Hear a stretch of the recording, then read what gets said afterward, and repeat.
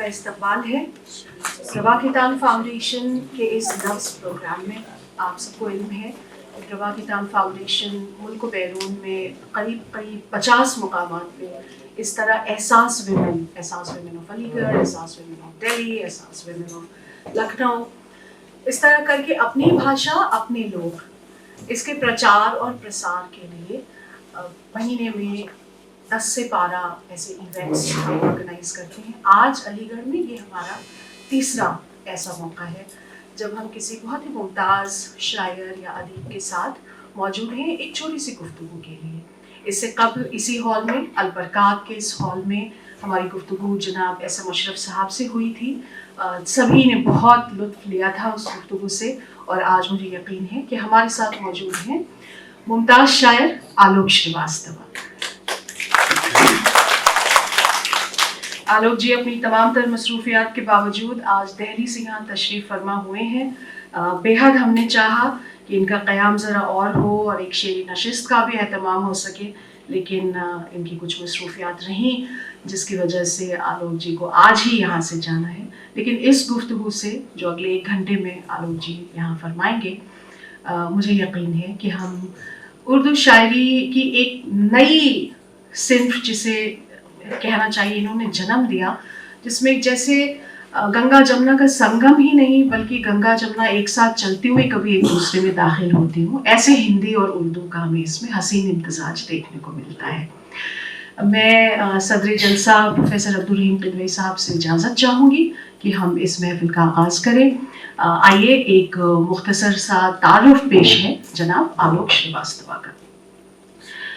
जनाब आलोक श्रीवास्तव मुमताज़ शायर, नगमा निगार और टीवी सहाफ़ी हैं।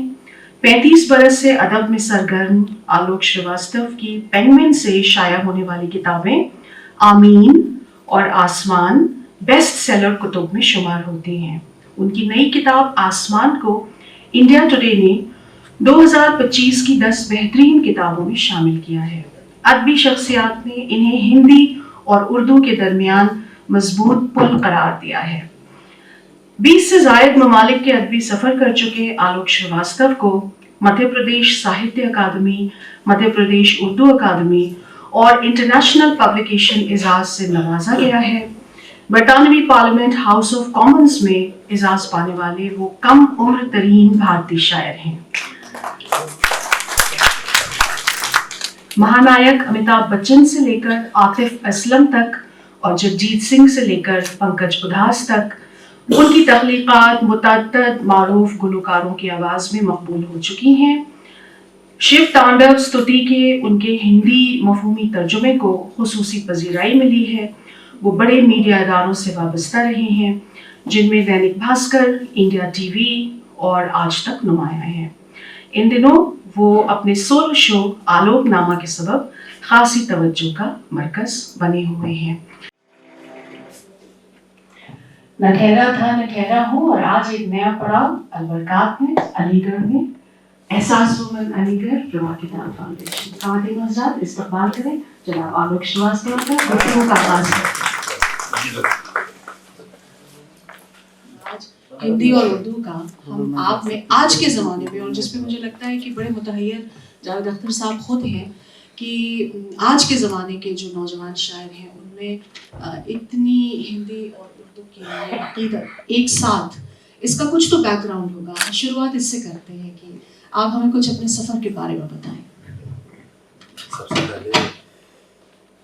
सबसे पहले तो आपका शुक्रिया कि आपने मुझे नौजवान माना और बहुत शुक्रिया कि शहरों मुल्कों घूमते हैं, लेकिन ये खुशकिस्मती आज शरफ बनी कि पूरी दुनिया में जो तालीम का इतना रोशन इदारा है जिसकी वजह से अलीगढ़ जाना जाता है, तो वहाँ आने का शरफ हासिल हुआ। और वो भी अशरफ साहब की मौजूदगी में, और बरकत का जमा बरकात में, तो अशरफ भी और बरकत भी। तो आलोक का जो मतलब होता है वो नूर से होता है। तो आज लग रहा है कि मैं सचमुच में आलोकित हो गया।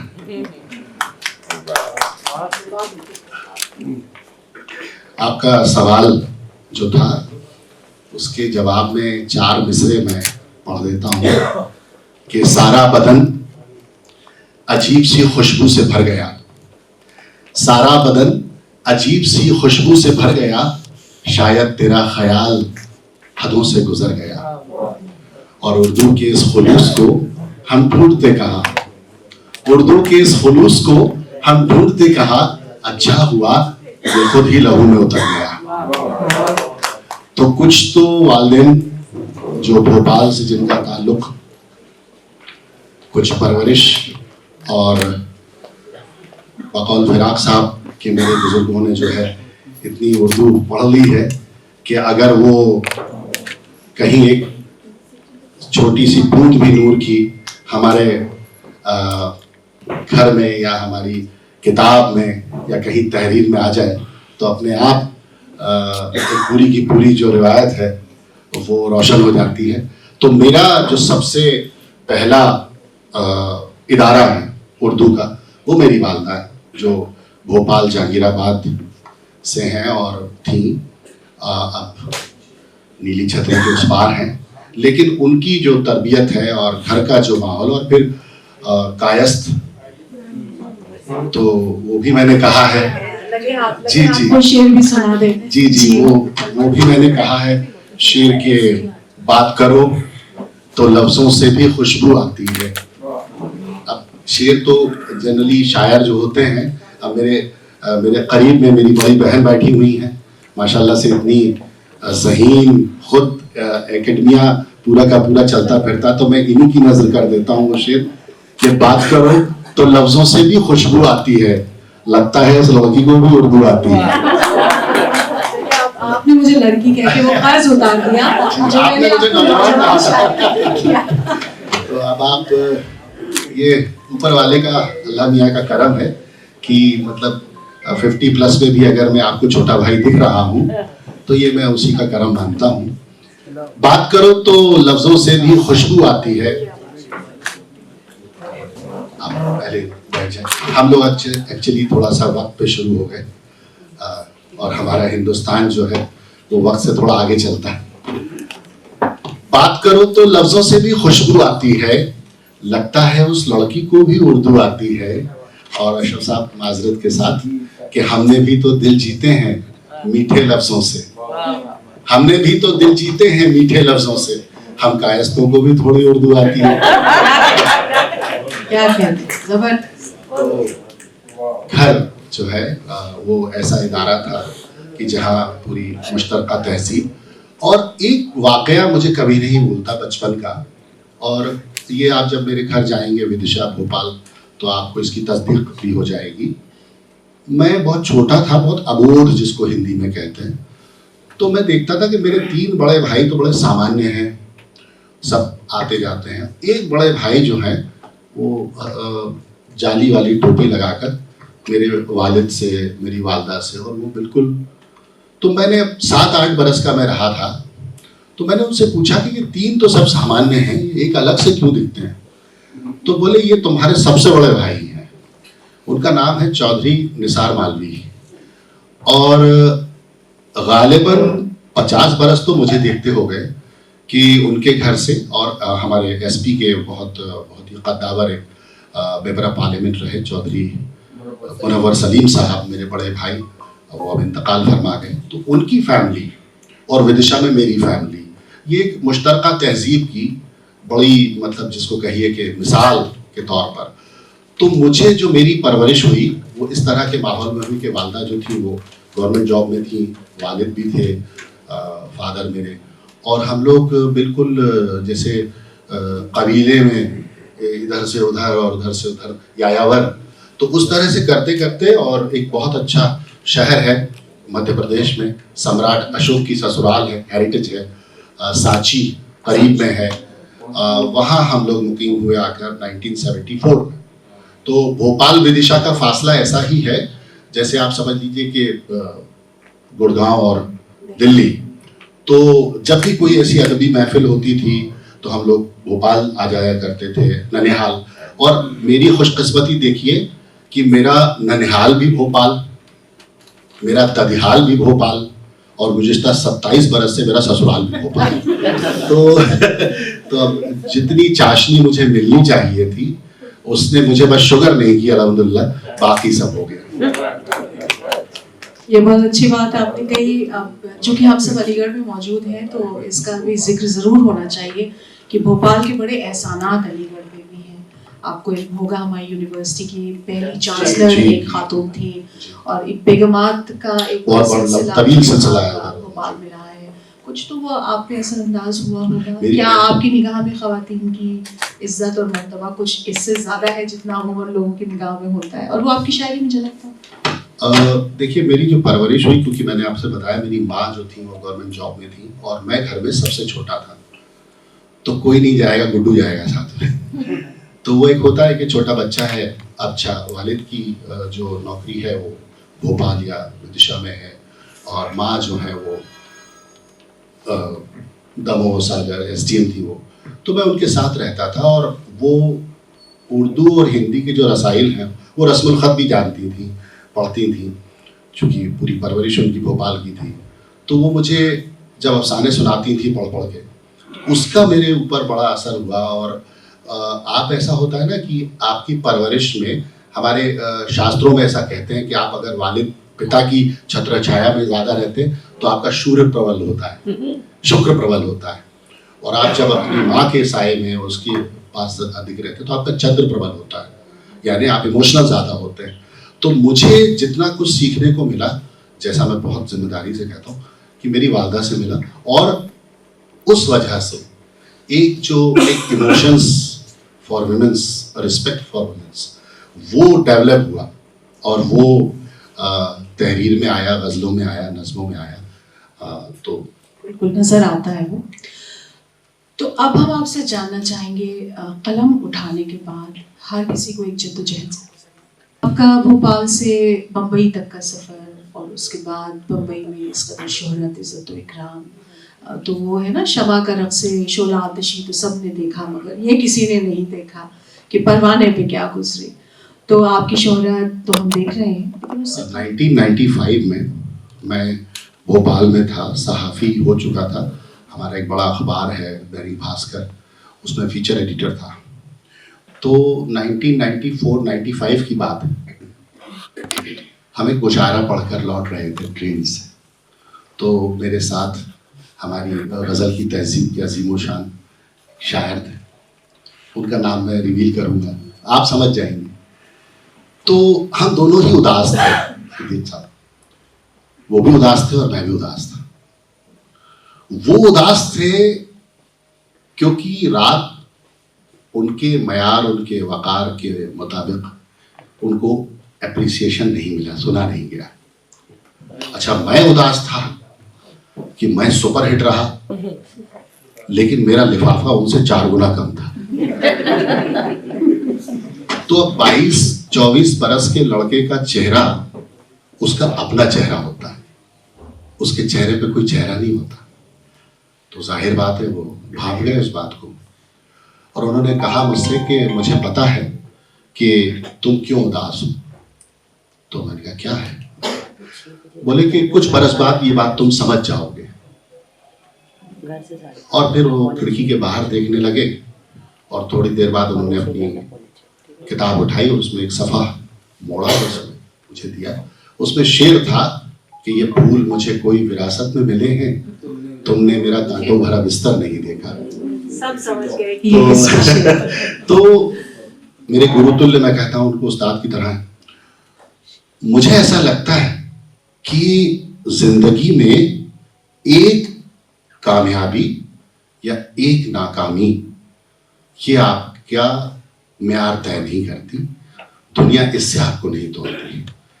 और कहीं ना कहीं स्ट्रगल तो ऐसा होता ही है कि आज अगर मैं आपके स्टेज पर आकर बैठा हूँ तो मैं अपने मोटिवेशनल शो में अक्सर कहता हूँ कि लोग आपके संघर्ष की कहानियां भी तभी सुनते हैं जब आप अपने संघर्ष में तप कर कामयाब हो जाते हैं। एक नाकाम आदमी के संघर्ष की कहानी कोई नहीं सुनता। बनता हुआ शाहरुख खान किसी को अच्छा नहीं लगता, लेकिन जब वो बन जाता है तो NSD के बाहर खड़ा हुआ पान वाला भी कहता है कि हमारे यहाँ खड़े रहते थे। तो मुझे ऐसा लगता है कि स्ट्रगल जो है वो इंस्टीट्यूट की तरह है, और बहुत सारे ऐसे स्ट्रगल्स होते हैं जिनका आपने जिक्र किया, मेरे मेंटोर की तरह हैं जावेद साहब। वो कहते हैं इसको बहुत ग्लोरीफाई नहीं करना चाहिए। अगर मैं उन्हीं के सफरनामे से आपको मिसाल दूं, तो एक शख्स जो आज मेरे लिए आइडल की तरह और मेरे जैसे न जाने कितने नौजवानों के लिए आइडल है, वो लखनऊ से लेकर और मुंबई तक एक शोल्डर पर टिक कर गए थे। तो उससे जो कड़वा सफ़र है और कड़ा सफ़र है वो किसका रहा होगा कि जब हम अमेरिका में थे और जब ब्रेकफास्ट की ट्रे उनके सामने आई तो वो इमोशनल हो गए और उन्होंने कहा कि मुझे नहीं लगता है कि ये ब्रेकफास्ट मेरा है, क्योंकि उन्होंने तो सफ़र उनके जहन में चस्पा है ना। सो दैट मुझे लगता है ऐसा कि सफ़र जो है चाहे वो अंग्रेजी का हो और चाहे वो उर्दू का हो, सफ़र सबका नसीब होता है। सफ़र नसीब मुसाफिर से ये सवाल न कर कहाँ करार मिलेगा, थकन का क्या होगा। तो सफ़र हम सब सफ़र में ही हैं और इसी में स्ट्रगल भी है और इसी में कामयाबी है। बहुत उम्दा। अमेरिका का आपने जिक्र किया और आपसे गुफ्तगू। तो आलोक जी, मैं ये कहना चाह रही थी, आपसे जानना चाह रही थी कि ये जो अमेरिका के आपने सफ़र का जिक्र किया जिसमें आप जावेद अख्तर साहब के साथ 50 रोज़ मुसलसल वहाँ रहे और कई आपने मुशायरे भी किए, तो अलीगढ़ के खासे लोगों से वहाँ आपका ताल्लुक़ रहा, उनके साथ उठने बैठने का भी मौका मिला, वो क्या तासुरात थे इस गैदरिंग के लिए? मुझे लगता है वो बहुत मौजू होंगे। देखिए, सबसे पहले तो बड़े बूढ़े कहते हैं कि अगर आपको किसी तहजीब को या किसी तहजीब याफ्ता शख्स को या उसकी फितरत को समझना है तो या तो आप उसके साथ भोजन कीजिए, खाना खाइए, और या उसके साथ सफ़र कीजिए। तो मैं कल, आप जब मुझसे दीदी पूछ भी नहीं थी कि अलीगढ़ के बारे में, तो मैंने आपको जो जवाब दिया था पूरी ईमानदारी से वही जवाब मैं फिर दे रहा हूँ कि किसी शहर, एक बड़ा, हम अपने बुजुर्गों से सुनते रहे हैं, जब हम किसी को बड़ा बेतमीज़ फील करते हैं तो हम कहते हैं यार किन लोगों में उठे बैठे हो, और जब किसी को बहुत तमीज़दार देखते हैं तो कहते हैं यार किन लोगों में उठे बैठे हो। जुमला एक ही है, अंदाज़े बयां बदल गया तो लहजा अलग है। तो मैंने अलीगढ़ को अलीगढ़ में आए बगैर अमेरिका में जाना, जितनी मोहब्बत, जितना खुलूस और ज़बान को लेकर, तहजीब को लेकर वहाँ अलीगरियंस में है, और ख़ासतौर से हम तो मैं कल किसी अपने शायर दोस्त से कह रहा था कि हम वो खुशनसीब लोग हैं जिन्होंने अच्छे मुशायरों का जो दौर है वो बस देखा और हम लोग बाहर हो गए। अब जिस तरह के मुशायरे हो रहे हैं तो वो सोशल मीडिया और पोस्टर्स पर ज़्यादा हो रहे हैं। तो हमको 40-50 रोज़ वो पूरा जो अलीगढ़ एलुमनाई एसोसिएशन है वहाँ पर डॉक्टर अब्दुल्ला और सत्यपाल मलिक जी, जावेद साहब के जो छोटे भाई हैं, सलमान अख्तर साहब, सो इन सब की सोहबत में, और मैंने जैसा, अगर आप गुफ्तगू के बिल्कुल शुरुआती हिस्से में चलेंगी तो आप देखेंगी कि ये जो छोटा भाई आपके सामने आकर बैठा है ये सोहबतों से बना हुआ है। तो जहाँ आपको अच्छी सोहबतें मिलती हैं वहाँ आपकी तहजीब अच्छी होती है, वहाँ आपकी ज़ुबान अच्छी होती है, वहाँ आपके उठने बैठने के तरीक़े में फ़र्क आता है। तो मुझे वो 50 बरस में 50 दिन जो मेरे हैं, मैं अक्सर कहता हूँ कि वो अमेरिका में नहीं बीते थे, वो अलीगढ़ में बीते थे। और अच्छा, वो अलीगढ़ में बीते थे और एक ऐसे स्कॉलर के साथ बीते थे जिसके साथ 50 मिनट बिताने के लिए लोगों को 50-50 बरस इंतज़ार करना पड़ता है, और मैं 50 से भी कम उम्र में उनके साथ 50 दिन बिताया है। तो वो मेरे लिए एक बहुत बड़ा इंस्टीट्यूट रहा और बहुत बहुत सुनहरा सफ़र, जिसको मैं अपनी किताब लिख रहा हूँ उसमें मैं लिख भी रहा हूँ मेरे 50 सुनहरे दिन। तो वो ये होता था कि जुमे को, सनीचर को और इतवार को मुशायरे होते थे मुनक़्क़िद, और पीर से लेकर और जुमेरात तक जावेद साहब और हम और तमाम लोग, अमरीन हसीब अंबर हमारी दोस्त हैं, बहुत ही एकेडमिक पोइटेस हैं, कराची यूनिवर्सिटी में पढ़ाती हैं, वो हमारे साथ थी सफ़र में। तो वो खुद जो अलीगढ़ एलुमनाई एसोसिएशन वहाँ पर है, उनका ये कहना था, मैं अपनी तारीफ में नहीं कह रहा हूँ, बाकी 2 लोगों की तारीफ में कह रहा हूँ, कि वो एक सफ़र ऐसा था कि खुद उन्होंने भी इतने अच्छे पोइट्स एक साथ नहीं सुने थे कई बरस से। तो ये एक सफ़र था और सो मुझे बहुत सीखने को मिला और आज भी याद की तरह है, वो जज्बाती कर देती है वो यात्रा। मुझे यकीन है ये जो आज से एक नया सिलसिला आपका अलीगढ़ से शुरू हुआ है, ये भी जारी और सारी रहेगा और इसी तरह इससे मुस्तफीज होंगे। सोहबत की आपने बात की, आपको अल्हम्दुलिल्लाह सोहबत में असर आई अमिताभ बच्चन साहब की भी, और जिस तरह से उन्होंने भी आपका कलाम पढ़ा, जगजीत सिंह साहब के साथ भी आपके मरासिम हैं। बड़ा दिलचस्प होगा अगर आप वो कुछ बयान करें जगजीत सिंह साहब से, किस तरह पहली दफ़ा आपको मायूसी हुई होगी, उसके बाद कैसे उन्होंने एतराफ़ किया आपकी सलाहियत का। मैं उन ऐसी कुछ शख्सियात हैं जिन्होंने मुझे मेरा जो फैसिनेशन था उससे मेरे पैशन की तरफ मुझे मूव किया। सो दैट एक होती है कम उम्री में आप किसी चीज़ की तरफ ज़्यादा अट्रैक्ट हो जाते हैं, तो कोई 17-18 बरस, लेकिन उससे एक बात ये अच्छी हुई कि जो घर में जो एक तहजीब थी, तो घर में मिड 80s की मैं आपसे बात करूं तो नया टेप रिकॉर्डर आया और जो मेरे घर की तहजीब थी कि सुबह से जो है वो भजन बजने शुरू होते थे और दोपहर आते आते वो भजन गुलाम अली साहब की आवाज़ में तब्दील हो जाते थे, मेहदी हसन साहब की आवाज़ में तब्दील हो, फरीदा खानम, जगजीत जी, पंकज भाई, ये सब लोग। तो ये बड़ा जहन पर, और आप तसव्वुर कर सकती है कि 17-18 बरस का लड़का जिसके घर में हिंदी उर्दू की तहजीब हो, भाई बहुत अच्छा कहते थे, वो हिंदी के बहुत अच्छे गीतकार थे, तो ये सारा जो माहौल था वो चल रहा था। यहाँ पर आकर मुतासिर किया जगजीत जी ने और गुलाम अली साहब ने। अब गुलाम अली साहब तक पहुँचने के लिए तो वीज़ा बनवाना पड़ता, सरहदें पार करनी पड़ती, जो हमने खुद बना ली। तो जगजीत जी से मिलने गए थे और वो वाकया शायद आपने कहीं सुना हुआ है, इसलिए आप इशारा कर रही। वो एक बड़ा मोटिवेशनल पॉइंट था कि उन्होंने लगभग भगा दिया, मतलब शायरी को शायरी बोल रहे थे और तलफ़ुज़ ख़राब था, कुछ पढ़ा लिखा था नहीं, बस घर का माहौल था, लेकिन अदब के नाम से कुछ अलिफ बे ते भी नहीं था। सो दैट उन्होंने बाकायदा जाने के लिए कहा, तो मैं पलट कर वापस गया और मैंने ये कहा कि मैं ऐसा क्या करूं या क्या पढ़ूं, क्या लिखूं कि एक रोज़ जगजीत सिंह मेरी गज़लें गाएं।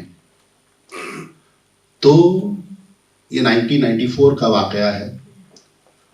उन्होंने देखा कि बड़ा जज्बाती हो गया, मैं रोने लगा था, तो उन्होंने मुझसे कहा कि ये सच है कि तुम आज इस काबिल नहीं हो कि मैं तुम्हें गाऊं या किसी रसायल में, मैगज़ीन में तुम अपनी पोएम भेजो, लेकिन इसका मतलब ये भी नहीं है कि तुम कल किसी लायक नहीं होगे।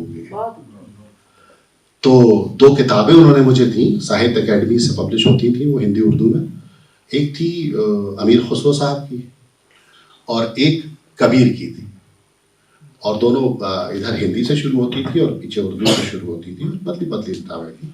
तो उन्होंने कहा हमारे उर्दू में, फिर मैं जब घर आया, भोपाल आया, तो जाहिर है मैंने माँ से जिक्र किया, निसार भाई से जिक्र किया और अपने बड़े भाई से जिक्र किया, तो मुझे पता चला कि उर्दू में ये 1985-86 की बात है। हमारे यहाँ एक वो है खराज अकीदत पेश करना, तो फिर मुझे निसार भाई चूँकि शायर थे, तो उन्होंने मुझे कहा कि देखो तुम एक काम करो, एक पैटर्न है, इसमें जो तुम्हें पोएम का मिसरा अच्छा लगे उस पर कोई गज़ल कह के दिखाओ। तो उन्होंने मिसाल दी, गालिब का शेर है, दिल ढूंढता है फिर वही फुर्सत, रात दिन बैठे रहे तसव्वुर जाना किए हुए। तो देखो ये तो मैं उसको गालिब की गज़ल समझता था, तो उन्होंने कहा नहीं ये गालिब का शेर है, गुलजार साहब ने इस पर गीत कहा है। तो एक मिसरा है, अगर आप इजाज़त दें तो तो हज़रत अमीर खुसरो का मिसरा है कि सखी पिया को जो मैं न देखूं तो कैसे काटूं अंधेरी रतियां। तो एक अध्याय की शुरुआत हो रही थी, तो उन्होंने ये कहलवाया, तो इस पर कुछ शेर मैंने कहने की कोशिश की कि सखी पिया को जो मैं न देखूं तो कैसे काटूं अंधेरी रतियां, कि जिनमें उनकी ही रोशनी हो कहीं से ला दो मुझे वो आँखियां, कि जिनमें उनकी ही रोशनी हो कहीं से ला दो मुझे वो आँखियां, दिलों की बातें दिलों के अंदर जरा सी जिद से दबी हुई है। दिलों की बातें दिलों के अंदर जरा सी जिद से दबी हुई है। वो सुनना चाहे जुबान से सब कुछ, मैं करना चाहूं नजर से बतियां। और ये इश्क क्या है, ये इश्क क्या है, ये इश्क क्या है, ये इश्क क्या है। सुलगती सांसें, तरसती आंखें, मचलती रूहें, धड़कती छतियां। और इसमें मीरा का दर्शन कि मैं कैसे मानूं बरसते नैनों कि तुमने देखा है पी को आते। मैं कैसे मानूं बरसते नैनों कि तुमने देखा है पी को आते। न काग बोले, न मोर नाचे, न कूकी कोयल, न चटकी कलियां। तो ये गजल हुई और ये गजल खत्म हो गई। दाद आपको खातिर खा मिली जी, बहुत उम्दा, बहुत उम्दा। असली में क्या है कि मुशायरे में जो है ये आदतें खराब हो जाती हैं शायरों की। आप लोग जिस तरह सुन रहे हैं दरअसल ऐसे ही सुना जाता है। संजीदा ये आपके सामने ही है, सफ़ों में बाहर बात दिलों में उतर रही है, इस कदर महव है कि कहने की गुंजाइश नहीं। अब इस हिस्से में गुफ्तगू के आलोक जी कुछ हम बात करें आपके फ़न की। जाहिर है बहुत आपने हमें बताया कि जो आपका जो सफ़र रहा, जो आपकी जद्दोजहद रही, कहते हैं पढ़ना भरना है, लिखना छलकना है। शायद 80-90% हम पढ़ते हैं तो शायद 10% हम लिख पाते हैं।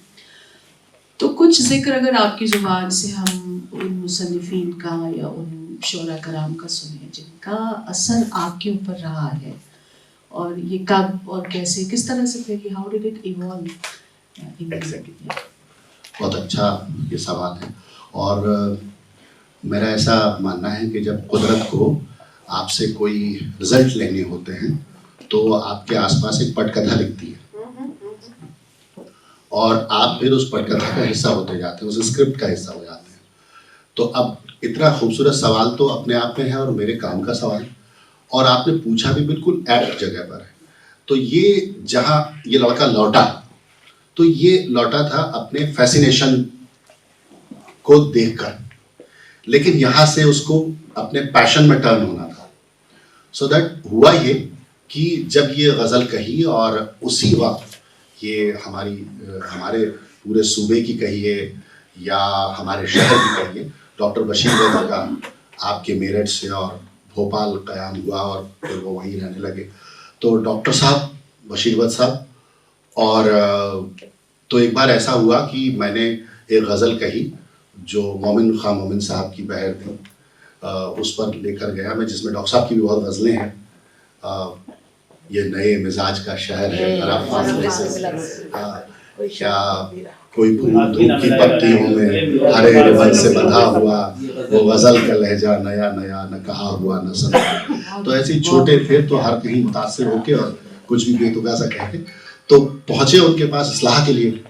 तो उन्होंने कहा देखो मियाँ ऐसा है, इस गज़ल में पहली चीज़ तो तुम्हारा कुछ नहीं है, अगर इसमें मिसरे में पढ़ने चलूं तो तुम्हारा सिर्फ इतना है का के कू की। तो पहले तो अपना लफ्ज, अपना जो लहजा है वो बनाओ।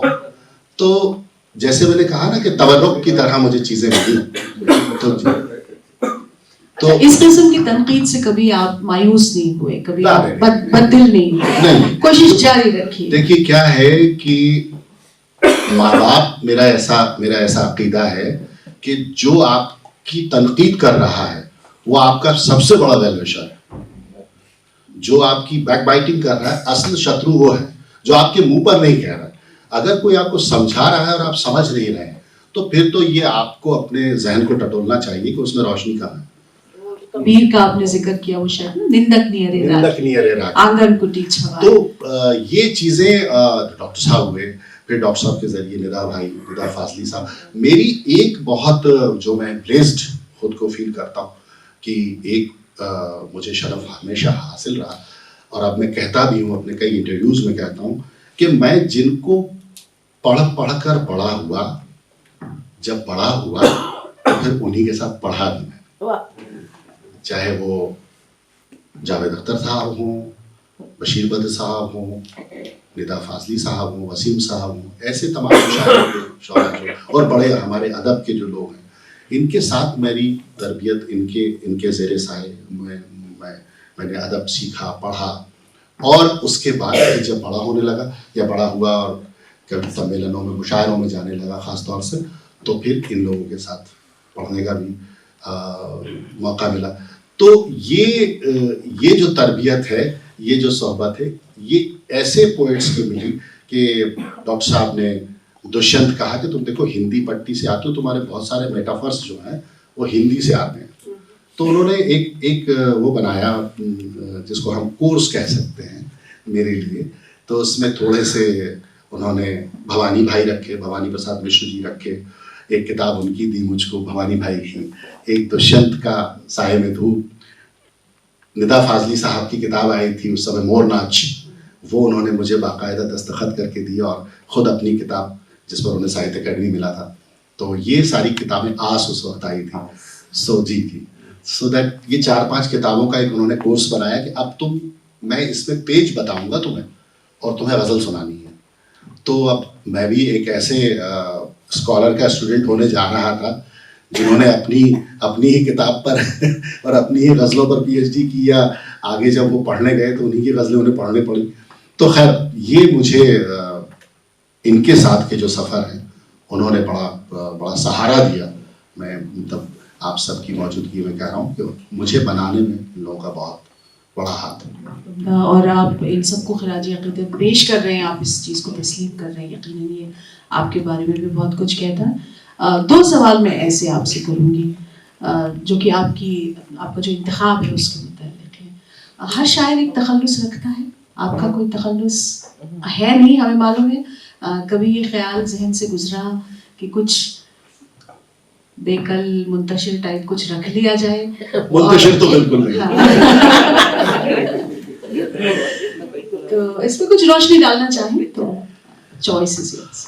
नहीं, बिल्कुल बहुत शुरुआती दिनों में सोचा था, पर गुलजार साहब ने कहा कि मैं गुलजार साहब से उस वक्त डॉक्टर साहब की किताब पर मैं काम कर रहा था, डॉक्टर बशीर बद्र साहब की निदा भाई की किताब पर। तो बम्बई, मैंने शायद आपसे जिक्र भी किया था कि हमारी उम्र में जब हमारी उम्र के लड़के बच्चन साहब का घर देखने जाते थे, या सलमान खान साहब को देखने, या शाहरुख का, हम जाते थे मजनू साहब से मिलने का मौजूद था। और एक बड़ा शरफ हासिल हुआ उस वक्त जब उनको पद्मश्री मिला ली सरदार जाफरी साहब को। तो उनकी बड़ी तवील ड्रामाई नज़्म है नई दुनिया को सलाम, वो हिंदी में आ रही थी।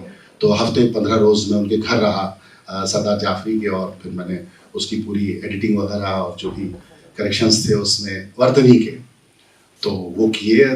तो कभी ऐसा लगा नहीं कि मतलब कोई कहीं से रोशनी कम हो रही है इन सब तमाम लोगों की सोहबत में। तो एक रोज़ ऐसे ही बात हुई तो मुझे एक लफ्ज़ बड़ा मुतासिर करता था, शहरोज़।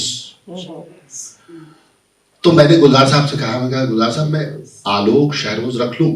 तो उन्होंने अपनी खड़खड़ाती हुई आवाज़ में कहा, आलोक क्या बुरा है। तो उस दिन के बाद फिर ज़रूरत पेश आई नहीं कभी। और अब तो इतने अच्छे लोग जो है ऊपर वाले का करम है, इनका नाम लेते हैं तो अच्छा लगता है। तो नाम में क्या रखा है, शेक्सपियर ने भी कहा है, काम आपका आपके पास तक ले आया काम। ये मेरे लिए अशरफ साहब बैठे हैं, सिद्दीक साहब बैठे हैं, और अलीगढ़ की पूरी गैलेक्सी बैठी है, हमारे बहुत सारे सहाफ़ी दोस्त बैठे हैं। तो इससे बड़ा और क्या होगा कि उसी नाम की बैसाखी पर लंगड़ाते मैं कम से कम आप तक तो आ गया। ये हमारे लिए भी बात से शर्फ है और बात से मसरत फ़ख्र कि आप तशरीफ़ लाए यहाँ। तो मैंने कहा था 2 सवाल करूँगी। हाँ, एक हो गया। हाँ, एक हो गया। मैं आपके हर सवाल, देखिए आपने जो रिश्ता अभी पिछले रिश्ता दिनों में बना लिया है, तो मैं बहुत सेफ हूँ कि मैं अपनी बहन के साथ बैठा हूँ, मेरी इज्जत महफूज है। जिस कम उम्री के दौर का आपने जिक्र किया, जब धीरे धीरे आपकी अदबी नशोनुमा हो रही थी और ये बेसाख्ता थी, वालिहाना थी, उस दौर में अगर मैं पूछूं वाई नॉट नस्र, वाई नज़म एंड वाई नॉट तरन्नुम, वाई तहत, जी इन दोनों सवालों के जवाब आपके फन से मुतल्लिक, उसके बाद हम दीगर बातें करेंगे। राजकमल से एक किताब आई है आफरीन, जो मेरे अफसानों की किताब है और बहुत बहुत पसंद की गई। वर्ल्ड जो फोरम था उस पर रिलीज भी हुई वो जोहानिसबर्ग में। मगर एक हिस्सा जिंदगी का अध्याय ऐसा है जहां हम लोग आकर सहाफ़ी हो गए, या मैं सहाफ़ी हो गया और टेलीविज़न में जब आ गया। अफसाने, ऐसा मेरा मानना है, मेरा अपना ज़ाती ख्याल है, हो सकता है किसी के लिए ये कंफर्ट भी हो। सहाफ़त जो है आपका बहुत सारा खून चूसती है, और इधर 10-12 बरस से तो उसने मुआशरे का भी चूसना शुरू कर दिया बेचारे। तो दरअसल होता ये है कि उसमें आपका जो वक्त है वो इतना ज़्यादा तंग हो जाता है। और मैं प्रिंट जर्नलिज्म से 2004 में दिल्ली आया, तो मैं इलेक्ट्रॉनिक मीडिया में आया, और इलेक्ट्रॉनिक मीडिया में ये होता था कि मैं सिर्फ सोने के लिए घर जाता था, बीच बीच में तो ऐसा होता था कई बार। और चूंकि उस वक्त जो हमारी टेलीविज़न की और ख़ासतौर से हमारे जो बड़े चैनल्स थे, आज तक वगैरह, जहाँ मैं नौकरी करता था, ये वक्त बहुत मांगते थे। और अफसाने के लिए मेरा ऐसा मानना है कि एक वक्त आपको सोचने के लिए, फिर आप किस कैरेक्टर में ढल रहे हैं। तो आपको जो मेरे अफसाने मिलेंगे वो भी 2003 से पहले के मिलेंगे, जो राजकमल ने छापे, और उसमें हमारे हिंदी के एक बड़े आलोचक हुए नामवर सिंह जी, उन्होंने उसकी पूरी भूमिका लिखी है। तो वो मुझे लगता है वो तो नहीं मैं मेंटेन कर पाया। हाँ, लेकिन बाद में फिर मैंने उसमें अपने जो सफ़रनामे मेरे हुए उस पर मैंने कुछ लिखा है, जो अब हिंदी में पेंगुइन से आने वाली है, तो वो आलोकनामा के ही नाम से आएगी। तो जो बड़े बड़े हमारे जो स्कॉलर्स हैं जिनके साथ मुझे सफ़र करने का मौका मिला, वो उन सब के साथ एक मेरी मेमोयर है। अच्छा, एक और काम टेलीविज़न में मैंने ये सोचा, वही है डॉक्टर साहब का शेर है कि हम भी दरिया हैं, हमें अपना हुनर मालूम है, जिस तरफ भी चल पड़ेंगे रास्ता हो जाएगा। तो मुझे ये लगा कि मैं लिख तो नहीं पा रहा हूँ इस वक्फे में, पर मैं क्या ऐसा कर सकता हूँ जो मेरे प्रोफेशन में भी मुझे जल कर जाए।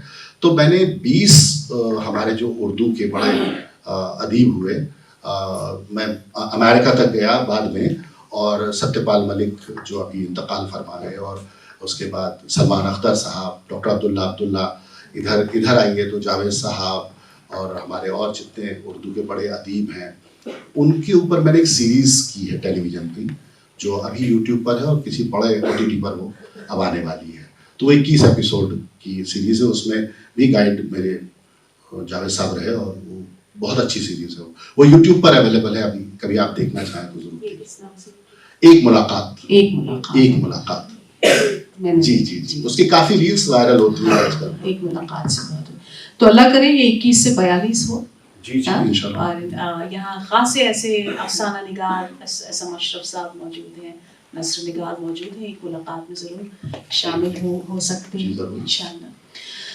अब हम अपनी गुफ्तगू के आखिरी दौर में प्रवेश कर रहे हैं, और मैं अब आपसे गुजारिश करूँगी कि आप मैं जब आपके रंग में रंग सकता हूँ तो आप मैं आपके रंग में मैं एक अदा कलामी के लिए एक छोटी सी नज़्म मुझे याद आ रही है, अगर आप इजाजत दें तो। दरअसल मैं यही कहने वाली थी कि अब वक्त है कि हम आपका कुछ जी, एक नज़्म यहाँ आकर मेरे जहन में आ रही है, और वो नज़्म जो है वो इस वक्त की सबसे बड़ी ज़रूरत है। आप जब सुनेंगे तो आपको बिल्कुल लगेगा कि जो हम में तुम में हुई मोहब्बत तो देखो कैसा हुआ उजाला, जो हम में तुम में हुई मोहब्बत तो देखो कैसा हुआ उजाला, वो खुशबुओं ने चमन संभाला, वो मस्जिदों में खिला तबस्सुम, वो मुस्कुराया है फिर शिवाला। जो हम में तुम में हुई मोहब्बत तो जन्नतों से सलाम आए, पैगंबरों के पयाम आए, फरिश्ते कौसर का जाम लाए, हवा में दीपक भी झिलमिलाए। जो हम में तुम में हुई मोहब्बत, जो हम में तुम में हुई मोहब्बत तो लब गुलाबों के फिर से महके, नगर शबाबों के फिर से महके, किसी ने रखा है फूल फिर से वरक किताब। जो हम में तुम में हुई मोहब्बत तो लब गुलाबों के फिर से महके, नगर शबाबों के फिर से महके, किसी ने रखा है फूल फिर से वरक किताबों के फिर से महके। मोहब्बतों की दुकान नहीं है, वतन नहीं है, मकान नहीं है। मोहब्बतों की दुकान नहीं है, वतन नहीं है, मकान नहीं है, कदम का मीलों निशा नहीं है, मगर बताइए कहाँ नहीं। मोहब्बतों की दुकान नहीं है, वतन नहीं है, मकान नहीं मकान है, नहीं है। कदम का मीलों निशान नहीं है, मगर बता ये कहाँ नहीं है। कहीं ये गीता, कहीं पे गीता कुरान है ये, कहीं पे पूजा अजान है ये, वाह, वाह, सदाकतों की जुबान है ये, वाह, खुला खुला आसमान है ये। बहुत जबरदस्त, हर किसी के दिल तक उतरने वाला कलाम था। चंद मिसरे और। जी जी, कहीं पे गीता कुरान है ये, कहीं पे पूजा अजान है ये, सदाकतों की जुबान है ये, खुला खुला आसमान है ये, तरक्कियों का समाज जागा के बालियों में अनाज जागा, तरक्कियों का समाज जागा के बालियों में अनाज जागा, कबूल होने लगी है मन्नत, धरा को तकने लगी है जन्नत, जो हम में तुम में हुई मोहब्बत, जो हम में तुम में हुई। वही बहुत होता, जितनी तारीफ की जाए कम है। अल्फाज से सहर आराई जिसे कहते हैं, अल्हम्दुलिल्लाह कि यहाँ हर कोई महसूस हुआ। इसके अलावा कोई आपके पसंदीदा अपना कलाम हो, अगर आप हमारे सामईन को महसूस करना चाहें तो इस दौर में मेरी यही गुजारिश थी आपसे कि कुछ अपना मुंतखब कलाम अगर आप सुनाएं। ज़ाहिर है लोग आलोक श्रीवास्तव को सुनने आए हैं तो सिर्फ गुफ्तगू नहीं सुनेंगे, कुछ उनकी शायरी जरूर सुनेंगे, गो कि ये मुशायरा नहीं है। एक मतलब आप सबकी नजर के हर एक सांस में लेकर तुम्हारा प्यार चले, फैज साहब की जमीन है। हर एक सांस में लेकर तुम्हारा प्यार चले, दिलों को जीतने आए थे खुद को हार चले, दिलों को जीतने आए थे खुद को हार चले। ये जिस्म क्या है कोई पैरहन उधार का है, ये जिस्म क्या है कोई पैरहन उधार का है, यही संभाल के पहना यही उतार चले। ये जिस्म क्या है कोई पैरहन उधार का है, यही संभाल के पहना यही उतार चले। अगर नवाज रहा है तो यूं नवाज मुझे, अगर नवाज रहा है तो यूं नवाज मुझे, कि मेरा जिक्र कि मेरे बाद मेरा जिक्र बार बार चले, मेरे बाद मेरा जिक्र बार बार चले। कबीर की बात हुई थी आपने बोली, और तो कबीर का एक मिसरा है और की हमारी कड़ी बोली की पहली गजल तस्लीम की जाती है। हमन है इश्क मस्ताना, हमन को होश यारी क्या, रहे आजाद या जग में हमन दुनिया से यारी क्या। तो इस पे मैंने कुछ कोशिश की थी कि हमन है इश्क मस्ताना, हमन को होशियारी क्या, हमन है इश्क मस्ताना, हमन को होशियारी क्या, गुजारी होशियारी से जवानी फिर गुजारी क्या, गुजारी होशियारी से जवानी फिर गुजारी क्या। धुएं की उम्र कितनी है घुमड़ना और खो जाना, धुएं की उम्र कितनी है घुमड़ना और खो जाना, यही सच्चाई है प्यारे हमारी क्या तुम्हारी क्या, यही सच्चाई है प्यारे हमारी क्या तुम्हारी क्या। उतर जाए है छाती में जिगरवा काट डाले है जी जी, उतर जाए है छाती में जिगरवा काट डाले है, मुई तन्हाई ऐसी है छुरी बर्छी कटारी क्या, मुई तन्हाई ऐसी है छुरी बर्छी कटारी क्या। और इसमें एक शेर अपने मरहूम वालिद की नज़र कि तुम्हारे अज़्म की खुशबू लहू के साथ बहती है, तुम्हारे अज़्म की खुशबू लहू के साथ बहती है, अना ये खानदानी है उतर जाए खुमारी क्या, तुम्हारे अज़्म की खुशबू लहू के साथ बहती है, अना ये खानदानी, अना ये खानदानी है, क्या बात है, उतर जाए खुमारी क्या।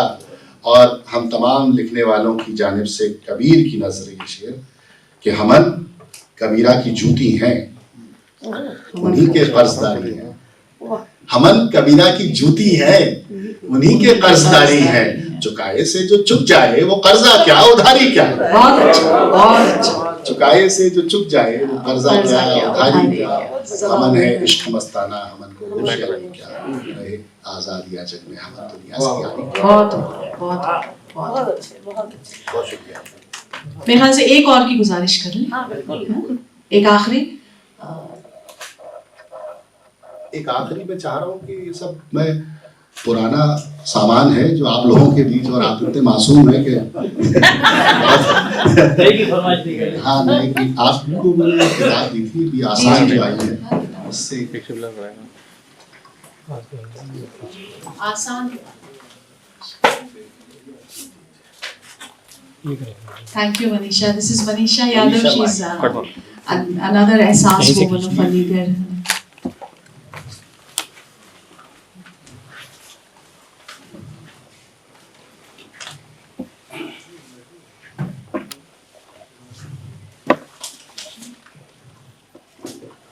अम्मा में पूजन अर्चन था। अम्मा में 5 नमाजें थी, अम्मा में पूजन अर्चन था। अम्मा मुस्लिम थी, सूफी थी। अम्मा में हिंदू दर्शन था। अम्मा में 5 नमाजें थी, अम्मा में पूजन अर्चन था। अम्मा मुस्लिम थी, सूफी थी। अम्मा में हिंदू दर्शन था। अम्मा बचपन की लोरी थी। अम्मा ममता की डोरी थी। अम्मा बचपन की लोरी थी। अम्मा ममता की डोरी थी। अम्मा भीतर से कोरी थी। अम्मा ही ईद थी, होरी थी। अम्मा के किस्से सच्चे थे। अम्मा थी तो हम कच्चे थे। अम्मा के किस्से सच्चे थे। अम्मा थी तो हम कच्चे थे। अम्मा थी तो हम बच्चे थे। अम्मा थी तो हम सच्चे थे। अम्मा के किस्से सच्चे थे। अम्मा थी तो हम कच्चे थे। अम्मा थी तो हम बच्चे थे। अम्मा थी तो हम सच्चे थे। अम्मा आंचल की हुंडी थी। अम्मा आंचल की हुंडी थी। अम्मा तालों की कुंजी थी। अम्मा थी तो बेफिक्री थी। अम्मा थी तो मनमर्जी थी। अम्मा झाड़ू की मार भी थी। जो हमारी ख़वातीन जोर से हंसी हैं, किसी न किसी को जरूर पीटती हैं। अम्मा झाड़ू की मार भी थी। अम्मा ही प्यार दुलार भी थी। अम्मा अपना घर बार भी थी। अम्मा सारा संसार भी थी। बहुत बिल्कुल दिल को छूने वाला कलाम, और हाँ बहुत आम फहम, और ये तमीज करना मुश्किल हो रहा है कि कलाम ज्यादा उम्दा है या उसकी अदायगी with full expression चाहिए। both complementing each other। एक गजल आखिरी। इरशाद। मुझे एक्चुअली स्वेटिंग बहुत होती है, तो पिछले दिनों अशरफ साहब हमारे आज तक के एक सहाफ़ी हैं जो अब मौजूदा सरकार में चले गए, पॉलिटिशियन हो गए वो। तो मैं लखनऊ में अपना शो आलोकनामा पेश कर रहा था, तो मुझे बड़ी स्वेटिंग हो रही थी। तो उन्होंने मुझे रुमाल दिया अपना और कहा कि तुम्हें स्वेटिंग बहुत होती है। तो मैंने कहा भाई मैं इंडियन पॉलिटिशियन नहीं हूँ ना, मैं एक सहाफ़ी और राइटर हूँ, पसीने की कमाई खाता हूँ। है ज़माना किस कदर मेरे खिलाफ, है ज़माना किस कदर मेरे खिलाफ, और उस पर तू उधर मेरे खिलाफ, और उस पर तू इधर मेरे खिलाफ, हो गए दीवारों दर मेरे खिलाफ, हो गए दीवारों दर मेरे खिलाफ। मैं हूँ घर में और घर मेरे खिलाफ, मैं हूँ घर में और घर मेरे खिलाफ। हर कदम हर रह गुजर मेरे खिलाफ, हर कदम हर रह गुजर मेरे खिलाफ, यानी मेरा ही सफर मेरे खिलाफ, यानी मेरा ही सफर मेरे खिलाफ। क्यों न उठे हर नजर मेरे खिलाफ, क्यों न उठे हर नजर मेरे खिलाफ, हो नजर उसकी अगर मेरे खिलाफ। पहले उसने धूप वाली राह दी, पहले उसने धूप वाली राह दी, कर दिए फिर सब शजर मेरे खिलाफ, कर दिए फिर सब शजर मेरे खिलाफ। हर खबर से बेखबर हूँ आजकल जी, हर खबर से बेखबर हूँ आजकल, उड़ रही है ये खबर। हर खबर से बेखबर हूँ आजकल। बहुत शुक्रिया, बहुत शुक्रिया, बहुत शुक्रिया। मेरे खिलाफ और मैं भी मैं हूँ, कौन सा मर जाऊंगा। मैं भी मैं हूँ, कौन सा मर जाऊंगा, होने दो सब हैं अगर। क्या बहुत तजावुल आरिफाना क्या कहते हैं। तो अल्हम्दुलिल्लाह दाद देखिए आपको बहुत बखूबी यहाँ दाद और तहसीन हासिल हुई, लेकिन मैं ये कहना चाहूँगी कि जो दाद आपको अशरफ साहब से या क़िदवाई साहब से या सगीर साहब से मिल रही है वो एक दाद 100 के आप भी। मेरी सबसे बड़ी दाद आपको पता है, बुलाया और कहा देखिए मुझे इस कोने पर बैठने दीजिए, मैं बीच में से भागूंगा। वो अब तक नहीं, और वो बैठे हैं। सबसे बड़ी दाद ये है, तो एक बार इस्तकबाल होना चाहिए मेरे लिए, सिर्फ मेरी तरफ से। तो आलोक भाई ऑडियंस में से दो एक लोग आपसे दे देंगी माइक। हाँ, सगीर साहब से दो। सदर से बहुत अच्छा लगा आपको सुनकर, कई डायमेंशंस आपके। आप प्रिंट मीडिया में, आप इलेक्ट्रॉनिक मीडिया में, आप कहानीकार, आप शायर, आप फिल्मों से मुताल्लिक़, जरा से हटकर शोहरत और दौलत से अलग हटकर एक फनकार की हैसियत से आपको कौन सी सिर्फ सबसे ज्यादा पसंद है, जिस पर आप दिल से लिखते हो? मैं अगर ये कहूँ कि मतलब किसी से कहा जाए सिर्फ सुखन उसका जो है, लेकिन हाँ गज़ल तो महबूबा है सर। गज़ल में मुझे ऐसा लगता है कि जो कुशादा दिली गज़ल के अंदर है, और मैं जितना कंफर्टेबल गज़ल में फील करता हूँ, आप ठीक से कह पाता हूँ या नहीं अपने आप को, मैंने अपनी एक हिंदी की गज़ल में कहा भी है कि कहीं कबीर सूर की, कहीं नज़ीर की, परंपरा से धन्य ये गज़ल का छात्र है। तो मैं अपने आप को स्टूडेंट ऑफ गज़ल मानता हूँ, और 20, 22, 25 ममालिक हो गए मुशायरे की उससे और तमाम आप बड़ों की दुआओं से। लेकिन गज़ल और दरअसल जो नज़्म का कैनवस है मुतासिर वो भी करता है, लेकिन फिर वही बात आती है कि मेरा पेशा जो है वो अक्सर मेरे पैशन के आड़े आ जाता है। और गज़ल ये है कि आप ड्राइव कर रहे हैं और कोई ख्याल आपके जहन में आया और आपने एक शेर जो है उसमें नज़्म कर लिया उसको, तो वहाँ मैं ज़्यादा कंफर्टेबल फील करता हूँ। उसकी एक्सटेसी का तो कोई मुकाबला ही नहीं है जब गज़ल हो जाती है। जब गज़ल हो जाती है जी। एक सवाल और जी जरूर जरूर। कि जैसे हम लोग स्टूडेंट पूरे यहाँ हमें भी आए हुए 50 साल हो गए, और अपने असातिज़ा साहब और नीरज साहब जो हमारे शहर की जी जी जी बिल्कुल गोपाल दास, जब वो जिक्र करते थे तो गज़ल के दोनों बादशाह, लेकिन गज़ल में वो गालिब का जिक्र ज़रूर किया करते थे। और आपके लिहाज से जैसा मैंने पढ़ा, आपको एक चीज़ मुझे बहुत याद आती थी कि गालिब ने जो आपने अपने नाट्य के यानी शिव जी के ताल्लुक से आपने शिव ताल्लुक किया, तो वहाँ पर वो कहते हैं कि गालिब ने इस पर लिखा था। मैंने नीरज साहब से सुना जी जी कि गालिब ने चराग़े दैर मसवी लिखी जो तुलसी घाट पे बैठ के बनारस में जब वो उनका काम था जी, और उन्होंने कहा मैंने चित्रकूट से और बनारस तक सत्यम और शिवम सुंदरम को पहचानने के लिए ये किया, फारसी की, जिसकी उर्दू में अली सरदार जाफरी मेन ने और जोए अंसारी वगैरह ने तर्जुमा किया, बहुत किया, खुद कुरातुल्लाह हैदर ने किया उसको। वहाँ पर वो ऐसा कभी फारसी से आपको कुछ हुआ? क्योंकि हम तो आपको उर्दू का और मैं उर्दू हिंदी अलग नहीं समझता हूँ, क्योंकि मैं प्रेमचंद को पसंद करता हूँ, और प्रेमचंद ने इसी अलीगढ़ में इंटरव्यू दिया था जैनेंद्र जी को, जो जैनेंद्र जी यहीं के रहने वाले हैं, और हिंदी का बहुत बड़ा नाम जैनेंद्र का, कि जब मैं हिंदी में सोचता हूँ तो उर्दू में लिखता हूँ, जब उर्दू में सोचता हूँ तो मैं हिंदी में लिखता हूँ। मैं यहाँ पर एक छोटा सा रिसाला निकालता हूँ, अभी पिछला शुमारा मैंने निकाला है, तो वो ये रिसाला मैं लाया भी था आपके लिए, और इसमें केदारनाथ अग्रवाल पर है। केदारनाथ अग्रवाल पिछली सदी का बहुत बड़ा गजल का शायर है। अभी मैं इजाजत ले रहा था, मेरी मजलिस से मुशावरा के 3 नंबर अशरफ साहब खतवाई साहब हैं कि इजाजत ले लूं, तो मैं आप पर चाहता था कि गुलशन बहुत मुबारक हो। यहाँ पर बहुत मैं ऐसा लग रहा है कि हाँ हिंदी उर्दू की नहीं बल्कि उर्दू हिंदी प्रेमचंद हमें याद आ रहे, शहरियार हमें याद आ रहे, नीरज हमें याद आ रहे। इसलिए डॉक्टर साहब उठ के नहीं गए।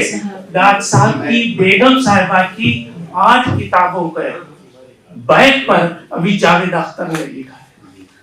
बहुत बहुत वो है कि पद्म अवार्ड दिल्ली में दिए जाते हैं। हम ये सुनते हैं कि पद्म अवार्ड जो है वो दिल्ली में दिए जाते हैं, मुझे तो अलीगढ़ में मिल गया। स्पीच दे रहे थे, ये आप सब बड़ों की नजर है। तो ये वो वाली स्पीच थी, जब वो स्पीच दे रहे थे तो पूरा पंडाल भरा हुआ था, सारे सुनने वाले थे, सारे बड़े बड़े तल्लीन होकर बड़े उससे शिद्दत से सुन रहे थे। एक लीन होकर एक बच्चा जो है वो आगे की सफ में बैठा हुआ था, वो सुन नहीं रहा था, वो स्वामी विवेकानंद कुछ ड्राइंग सा कर रहा था। तो बार बार वो देख रहे थे उसको कि सब मुझे इतनी हैरत से और उतनी कौतुक से सुन रहे हैं, ये नहीं सुन रहा बच्चा, सारे बच्चे नहीं सुन रहे थे।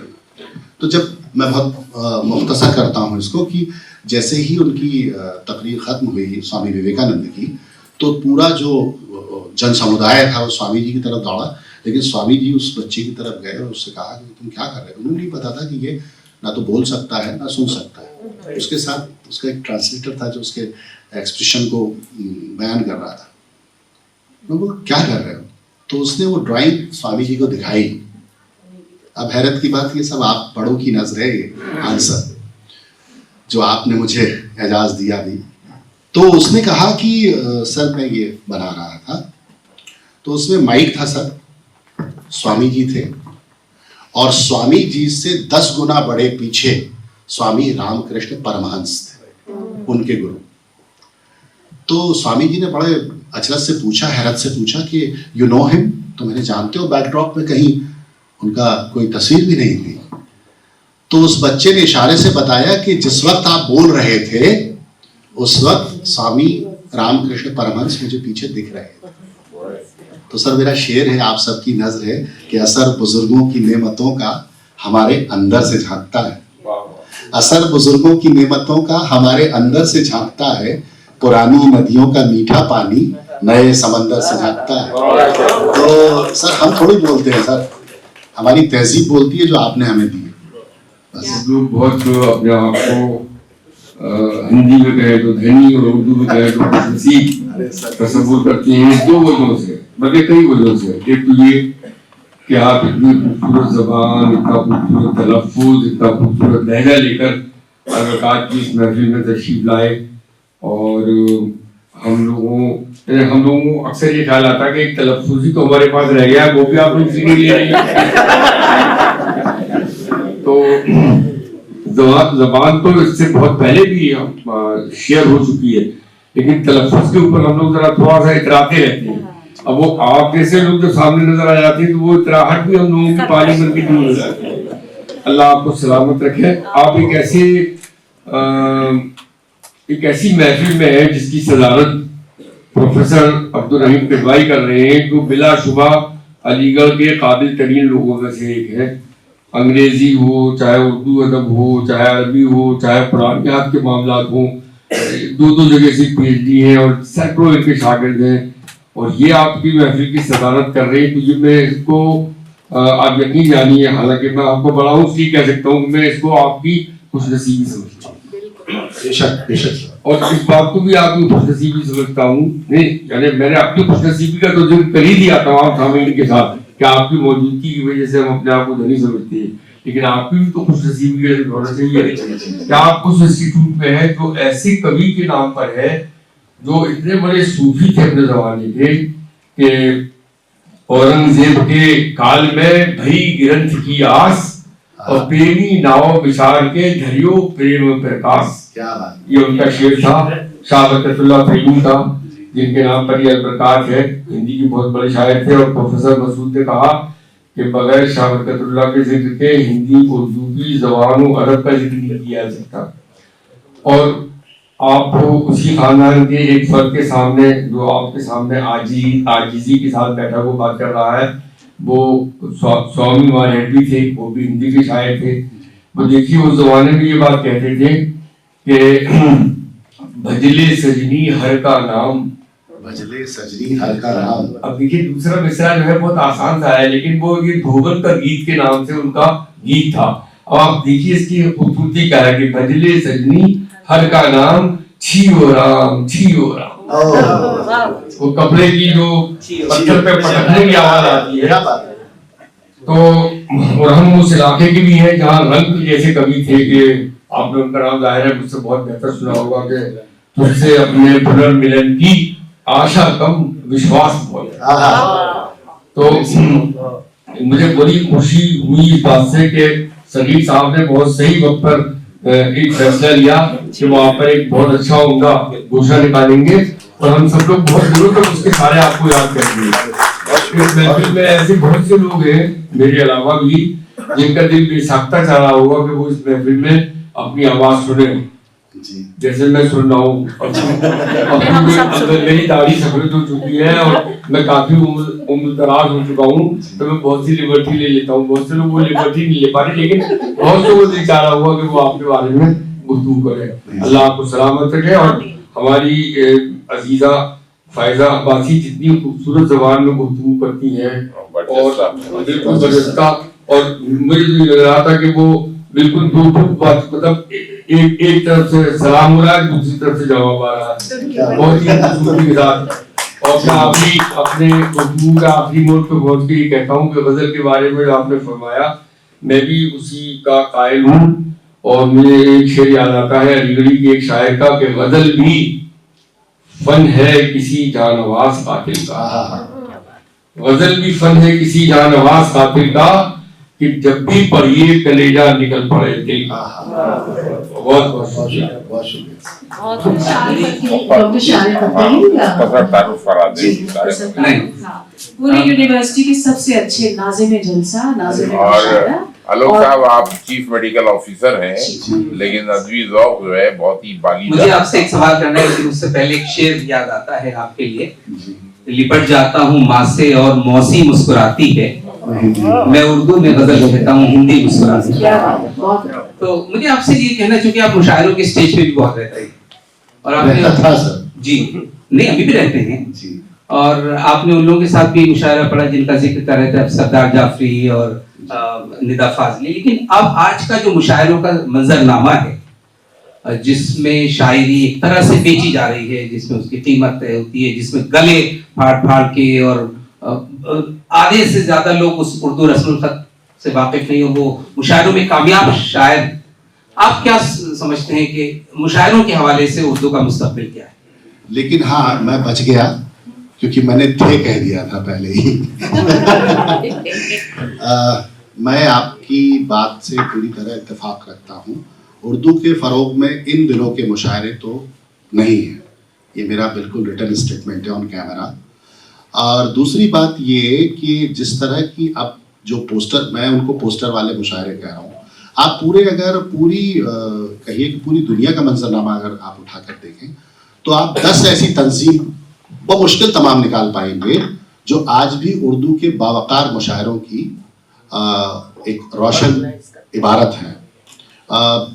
चाहे वो अलीगढ़ एलुमनाई एसोसिएशन में, इसलिए नहीं कि अलीगढ़ में बैठा हूँ, हमारी मुहिबान उर्दू हिंद जो कतर में है, दोहा कतर में है, या हमारे दुबई में 1-2 तंजीम है। बाकी मुझे ऐसा लग रहा है कि वो तो नहीं हो रहा जो जिससे हम लोग निकल कर आए।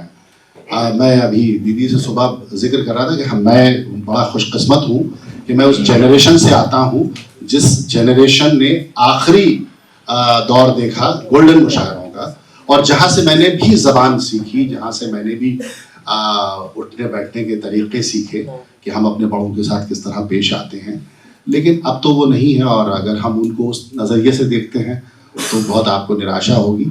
और बहुत अच्छे बड़े इदारे में बैठकर मैं आपके जवाब के शुरुआती हिस्से में ही बोल गया कि मैं होता था, अब नहीं। हाँ, कुछ मैंने अभी पिछले दिनों रेख्ता का मुशायरा पढ़ा जावेद साहब की सदारत में। उसके पहले आज तक चूँकि अब मेरा वो सहाफ़ी इदारा है तो वहाँ पढ़ता हूँ, या कुछ ऐसे जो बहुत जहां कुछ सीखने को मिले, जहां आप कुछ नया सुने, तो वो तो है उर्दू के फरोग के लिए और उससे लोग लेते भी हैं लाभ, लेकिन अब के मुशायरों से तो बहुत।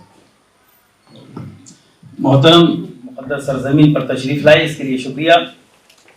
आपकी एक बहुत ही खूबसूरत गज़ल, घर की बुनियादें दीवारें बामोदर थे बाबूजी, इसे आप एक बार सुना दीजिए, मेहरबानी हो। और बहुत अच्छे कॉलम्स भी होते हैं न्यूज़पेपर्स में। अभी अशरफ साहब ने जो सवाल पूछा था, एक्चुअली वो सवाल ही मेरे जहन में था, लेकिन मैं उसको सवाल बनाता हूँ क्योंकि मेरे बाल काले हैं तो ज्यादा लिबर्टी नहीं होगा। अभी आपने जिक्र किया था बहुत बड़े बड़े नामों का, जिसमें जगजीत सिंह साहब हैं, उसमें मिताज जी हैं, जावेद अख्तर साहब, और ये सब अपने आप में इंस्टीट्यूशंस हैं। तो मेरा सवाल ये था, और अशरफ साहब ने तलफ़्फ़ुज़ की बात की कि इस वक्त जो बहुत से हम सिंगर्स को देखते हैं जो मतलब आए दिन हम चाहे गाना सुनते हैं, चाहे कभी एफएम पे अक्सर कार में सुनता रहता हूँ या वैसे भी, तो उसमें शायद 20 में से 19 केसेस ऐसे होते हैं जो तलफ़्फ़ुज़ गलत होता है। और क्योंकि आप जो है रहने लिखते हैं और आपके लिखे पर बहुत से गाने गाए भी जाते हैं, और यहाँ पे मैं थोड़ा सा इसको और इस सवाल का दायरा बढ़ा दूं कि चाहे वो सिनेमा हो या वो टेलीविजन हो, चाहे वो अमिताभ बच्चन साहब हो, जिन्होंने बहुत तरक्की की है, लेकिन ये जो तलफ़्फ़ुज़ एक है, आपको ऐसी चीज मिलेगी जिसमें अक्सर आपको उसमें गलतियां मिलेंगी। लेकिन जैसे पहले के जितने भी सिंगर्स थे, क्लासिकल सिंगर थे, चाहे वो नाम लेना जरूरी नहीं कि मेरे ख्याल से मेरे भी कोई भी ऐसा सिंगर नहीं होता जिसका तलफ़्फ़ुज़ खराब हो। तो जब आप जो बहुत अच्छा आपका तलफ़्फ़ुज़ है, आप उसके बारे में खासी मतलब केयरफुल, माशाल्लाह जी, जब आप सुनते हैं और उन सिंगर्स को या जब वो गाते हैं, तो क्या आपकी तरफ से कुछ इनकी इस्लाह की जाती है कि ऐसे नहीं गाना चाहिए, या उसकी आज की डेट में कोई अहमियत नहीं है? दरअसल क्या है, देखिए जिस एरा के हम लोग सब हैं, उनको भी उर्दू और हिंदी का बहुत गहरा ज्ञान था। आप जब कोई गाना बनता था तो सिटिंग में कैफी आजमी साहब बैठे हुए हैं, मदन मोहन बैठे हुए हैं, लता ताई बैठी हुई हैं, ये तमाम लोग बैठे हुए हैं, या जगजीत सिंह या पंकज साहब, ये उर्दू को पढ़ कर आए लोग थे। हमारी जनरेशन में जो आज की जनरेशन है उसको वो रोमन में स्क्रिप्ट मांगती है। मैं कुछ अभी एक OTT के लिए काम कर रहा हूँ, डायलॉग्स लिख रहा हूँ, स्क्रिप्ट लिख रहा हूँ, तो मेरे पास वो वहाँ से पलट के स्क्रिप्ट आई, मैंने नागरी लिपि में लिख कर भेजी थी। वो नागरी नहीं पढ़ सकते, मैं नाम नहीं लूंगा, बहुत बड़े बड़े एक्टर हैं, वो नागरी नहीं पढ़ सकते। देवनागरी तो सबसे साइंटिफिक लिपि है, वो नहीं पढ़ सकते। तो सारी लिपि को मुझको रोमन में करके देना पड़ा, यानी मेरे जो लोग भी मेरे साथ काम करते हैं उन्होंने सबने रोमन में करके दिया। तो जब तक आप किसी, देखिए बड़ी बड़ी सहज सरल बात है, मैं अपने घर में कैसा भी रहूं, मैं जब आपके घर में आऊंगा तो मुझे आपके घर के आदाब फॉलो करने पड़ेंगे।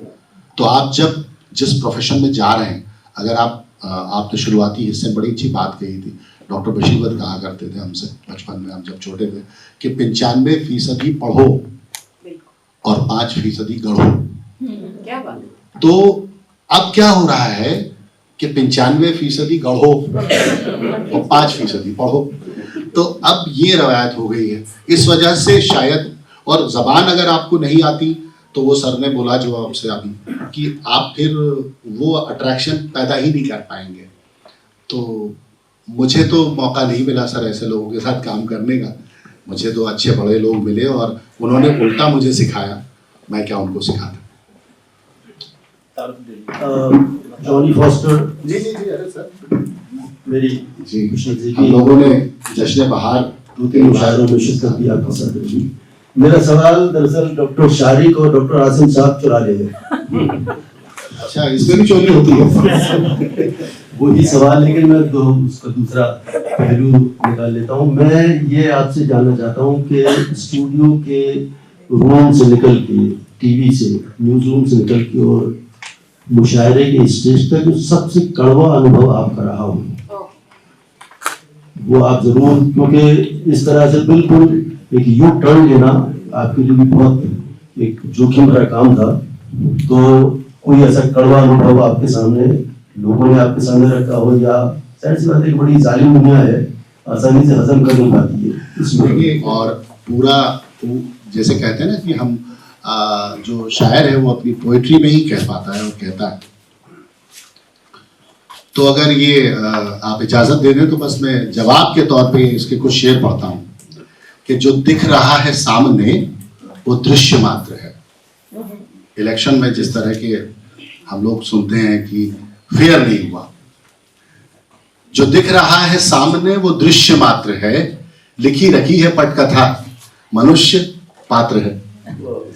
लिखी रखी है पटकथा मनुष्य पात्र है, नए नियम समय के हैं असत्य सत्य है।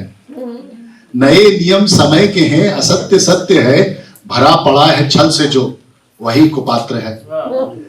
जरा भरा पड़ा है छल से जो वही सुपात्र है, और है साम दाम दंड भेद का नया चलन। है साम दाम दंड भेद का नया चलन, कि जो यहाँ सुपात्र है वही कुपात्र है। और ये आपके सवाल का जवाब, दिलों में भेदभाव हो, घृणा समाज में, दिलों में भेदभाव हो, घृणा समाज में, यही तो वर्तमान राजनीति शास्त्र है। कि अब ये हो गया सब मीडिया और सारा और बड़े बड़े चैनलों में सब काम हो गया, अब कुछ अच्छा और सच्चा काम किया जाए, डॉक्टर फैजा अब्बासी साहिबा तक पहुंचा जाए। तो ये सफर जो है, बहुत बहुत शुक्रिया आप सबका। तो ये सवाल जवाब का सिलसिला हम यहाँ खत्म कर रहे हैं। खवातीन की जानिब से कोई सवाल नहीं आया, हालांकि आप क्वेश्चंस एक महिला ने ऑलरेडी कर दिए हैं, तो अब इधर माइक नहीं जा रहा है। हम इस महफिल का इख्तिताम करते हैं। सदर मोहतरम से हमारी गुजारिश है, एक मेहमान खुसूसी के साथ तशरीफ लाए, हम आपको एक छोटा सा इजाज़िया पेश करेंगे। प्रभा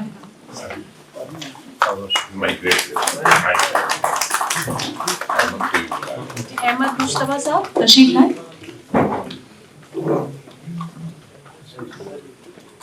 डॉक्टर फैज़ल की जैसा ख्वातीन का प्रेजेंटेशन बहुत ही इम्प्रेसिव है, बड़ा यादगार आपने बता दी ये शाम की। अभी ये पर्दा गिराने का जी नहीं करता, अभी ये पर्दा गिराने का जी नहीं करता, तेरी महफिल से जाने का जी नहीं करता। जो मोहब्बत की महफिल हो तो यार जरा सोचिए, जो मोहब्बत की महफिल हो तो जरा सोचिए, ऐसी शम्माएं बुझाने का जी नहीं करता। तो जैसी शम्मा यहाँ पे जली है उसको बुझाने का जी तो नहीं कर रहा, पर रिवायतन वोट ऑफ थैंक्स देना होता है और फिर मिलने के लिए जुदा होना भी पड़ता है। तो हम वोट ऑफ थैंक्स के लिए मेरे मासूम के नाजुक कमरों पे बोझ रख दिया गया। देखने से बेशक नहीं लगती हूँ नाजुक हूँ, लेकिन मैं हूँ नाजुक। मैं सबसे पहले शुक्रिया अदा करूंगी आलोक सर का कि सर ने हमें इतना अच्छा अपने ज्ञान से, अपनी लहजे से धनी बनाया कि हम इसके लिए बहुत बहुत शुक्रिया अदा करते हैं सर आपका कि आप हमारे बुलाने पे आए और हमारा इतना सम्मान और इतना हमें प्रेरणादायक माहौल में रखा। दूसरा सबसे बड़ा थैंक्स कि प्रभा खेतान फाउंडेशन का, जिसने ये लफ्ज कार्यक्रम आयोजित किया है।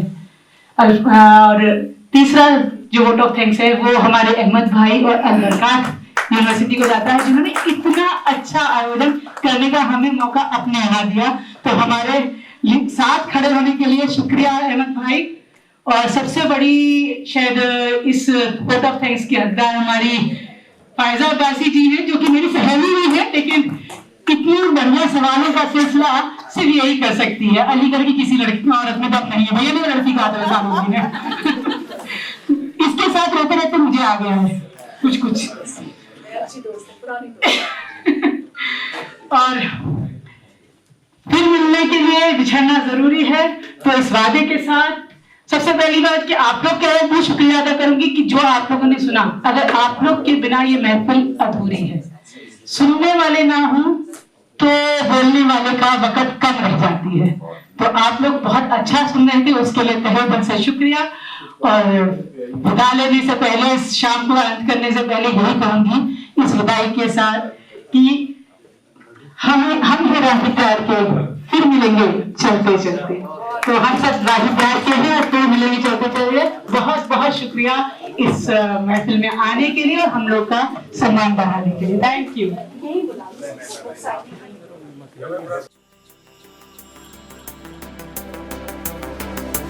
बल मारे तोरे नैना बड़े चित्त चोर, बल मारे तोरे नैना बड़े चित्त चोर। काहे चोटी बतिया बनाए बल मारे तोरे